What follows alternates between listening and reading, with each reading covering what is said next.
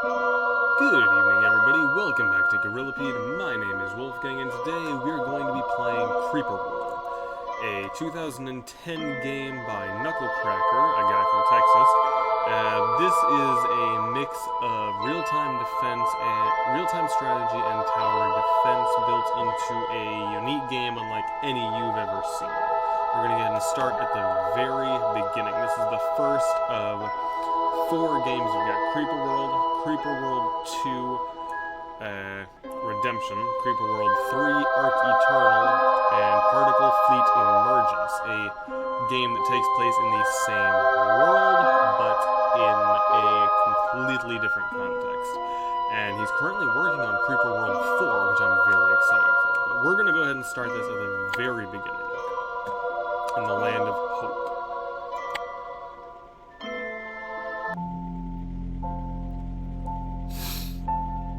In the year 13,271, humankind had colonized thousands of worlds.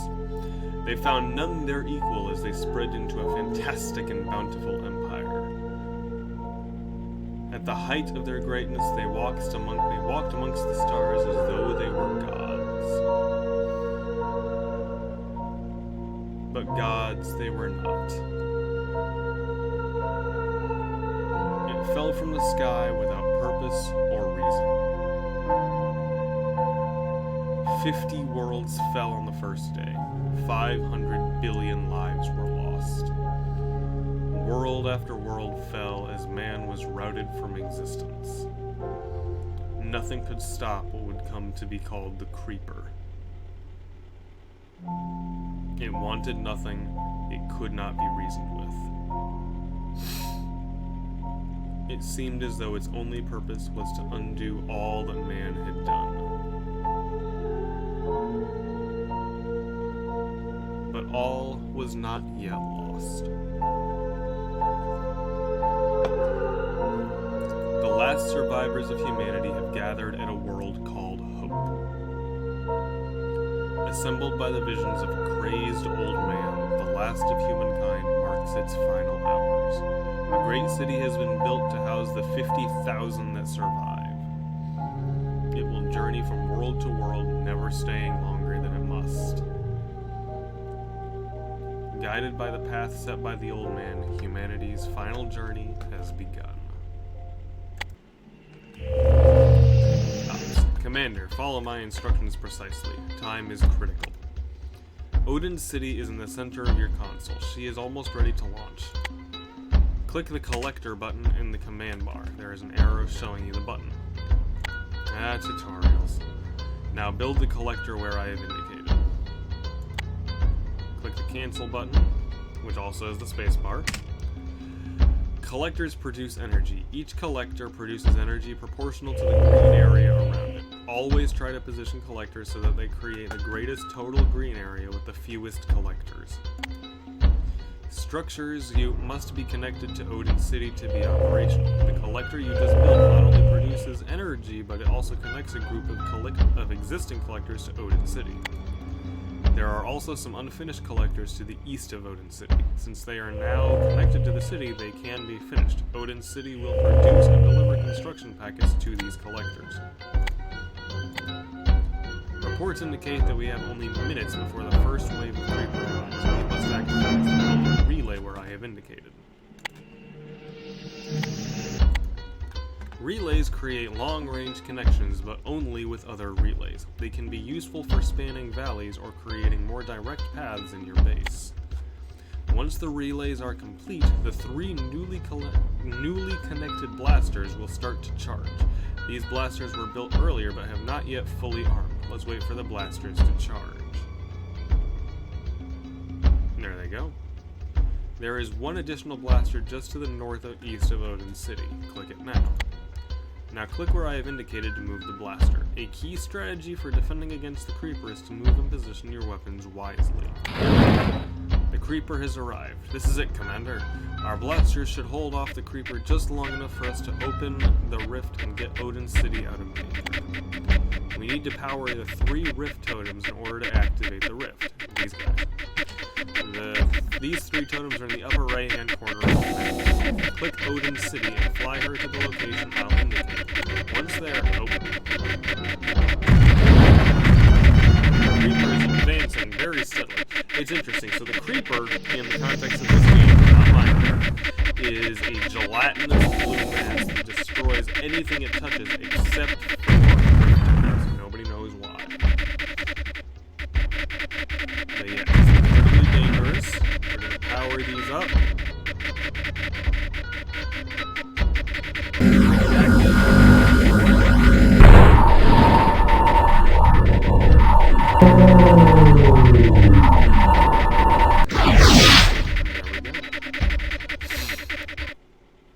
And as you can see all different statistics of how it went. This is the tutorial level, so of course it's going to be the easy one.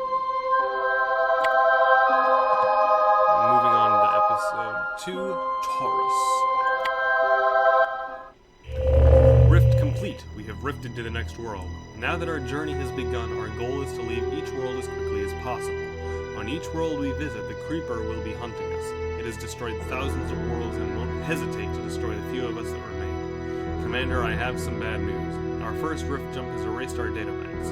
We've lost valuable nanoschematics. As we visit new worlds, we will have to collect whatever technology we find to rebuild our data banks. Scanners indicate that there is some small and good news to report. There is a nanoschematic for building relays at the bottom of your console. Right here. We need to collect this tech and then activate the rift totems. I recommend building 1 or 2 blasters and using them to push back the creeper that is headed this way from the south. Move your blasters forward slowly, a small jump at a time. Each time you jump, build collectors behind the blasters to extend your network. Once you get the nanoschematic connected to our network, we will be able to build relays again. And once we can build relays, you can quickly build a network to connect and charge the totems. Now get busy, Commander. Our lives depend on you. See, look. Right here, the creeper is going to pool right here. Because this lane is higher, but it's going to bottleneck through here, which means with these little structures here, I don't think I physically could get a collector there. So I'll have to get this in order to get this. So I'm going to push the pause button. Then I'm going to push the up arrow for double speed. It speeds up the game and allows me to actually play at a more reasonable pace. And look, there's another one here. So we've got this going on. I'm going to go ahead and build a network, like they suggest. A network is always good, and I prefer to make mine as physically square as possible. Now, this is an old game from, like I said, I believe 2010. So the controls aren't the best. The gameplay is remarkable. But you can tell this is very much the first in the series. Each one does get progressively better. And this one is good, but it's not the best. It's definitely old. So now that I've run out of space to build, I can build my collectors down here, but they're gonna be wiped out the second these emitters pump out the creeper. They're gonna be destroyed in moments. They'll never even get our first energy packet. I'll build them anyways because it'll look nice. But there is literally no point to this. Oh look, I connected that one. Hey. But okay, so now that I've gone ahead and made this as square as I can, there is no further expansion I can do without it offsetting the square. I will go ahead and offset the square.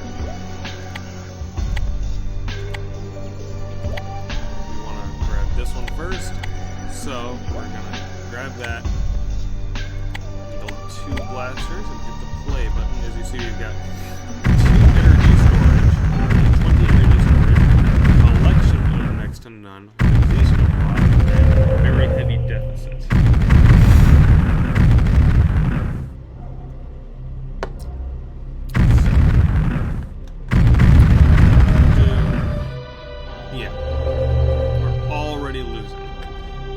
I see these 3 buttons. The yellow one powers the rift hookers. We're going to turn that off. This one, the gray one, powers build.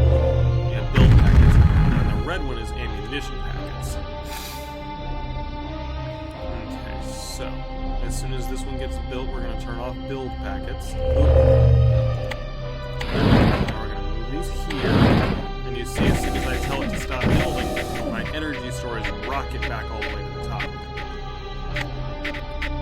Because I'm no longer using it.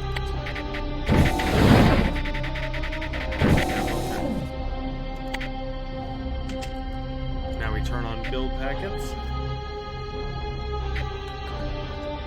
Now the more of these I have built, if I build a bunch of them all close together, it will do nothing. It will be wasted space. Relay tech available, good. It'll be a bunch of wasted space. But if I build them like this, spread out as physically far as possible, that works great. There's no overlay, there's no wasted energy anywhere. Now see, I said too many to build at once, so for a moment I had too much on my plate. And we're going to go ahead and... see, look, I need a relay.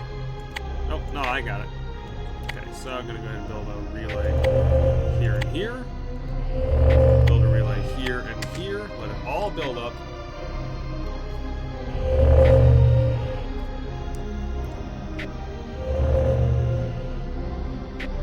Let it all finish. And it has to build the relay on the near side and on the far side. Okay, that one's good. That one's good. Now, we're going to go ahead and turn on the rift packets. It sends out, I believe, 10 to each. It goes. And when you leave a planet, all of the things on the planet, they die. They're not banned. I assume they're not banned. We're going to go for one more this time. Fitch. The old man gave us the coordinates for each of these worlds. The gods only know where he got them. But he is the only reason we've survived long enough to build Odin City in the first place, so we owe him the benefit of the doubt. Plus, what other choice do we really have anyway? Commander, there is a nano-schematic for energy storage on this world. Build out a base and collect this as a first order of business. Energy storage will allow you to construct storage pods that will buffer the energy our collectors produce. This can be useful when you need to build or arm lots of things all at the same time. Also, Commander, be mindful of your energy consumption at all times. Watch the red starvation indicator in the lower right of your command bar. If this is very large, you are building too many things or powering too many things at once. Either fall back or build more energy collectors. So we pause, double speed it, and our first goal is to grab this thing. So we're going to build a straight line of collectors. Boom, just like that. Let them collect. Like I said, over here you can see I have a maximum of 20 energy. Each one of these I build will allow me to have 20 more. So say I build a total of 4 more, I'll have a total of 100 energy. Boom. Energy storage tech available. So we're going to go ahead and build 2 of these and watch what happens.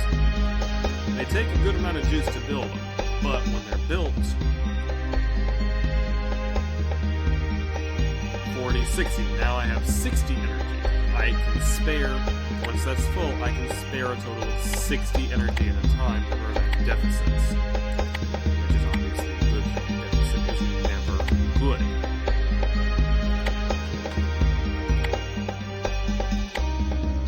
So I'm going to build my network in this direction because you can fight the creeper at the face of it. But a better idea is to fight it at the source. If you fight it, if you attack something at the part you can see, yeah, that's great and all, but you're never going to be able to defeat it unless you go for the rut, like a weed. And I guess you could say creeper is the ultimate weed. So, we build a blast blaster here. And here, it'll cap it off from coming in. I'm going to turn off totem packets, and I'm going to hit the play button, and we're going to watch what happens. And you can see already my energy deficit is going down because I'm building 1, 2, 3, 4, 5 things. And the more come online, the more energy I'll be producing, but as it stands right now, I'm just sucking out juice.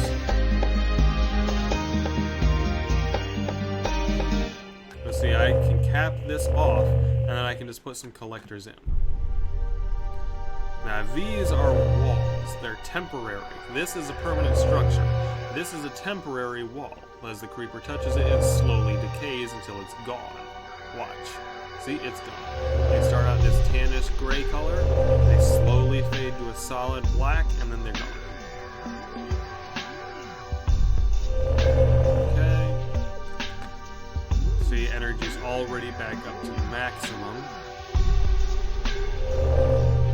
Because now we're building one at a time.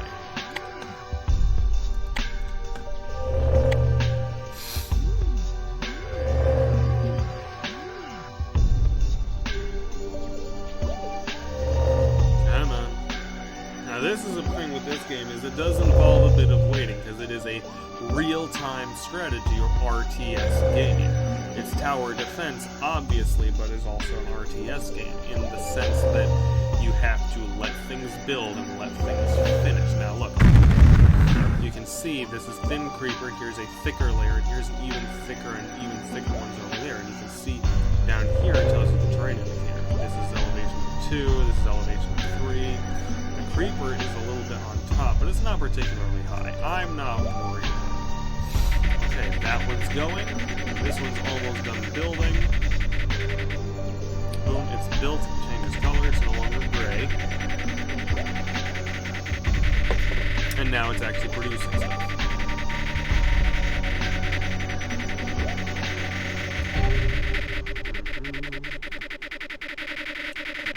It is beating back the creeper slightly, but what I'm going to do now is build another one right here to help push it back. I'm going to build some collectors here to produce some juice.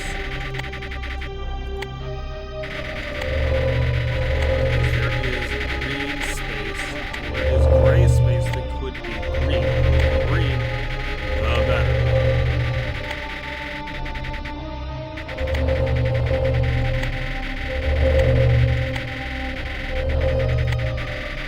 See, look, now this area is wildly retreating, and this area is wildly retreating. So we're going to put this guy here. We can build this one here. He pushes it back, and there.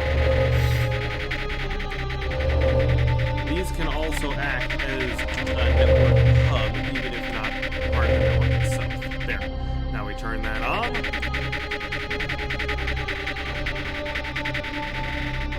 And they all power up.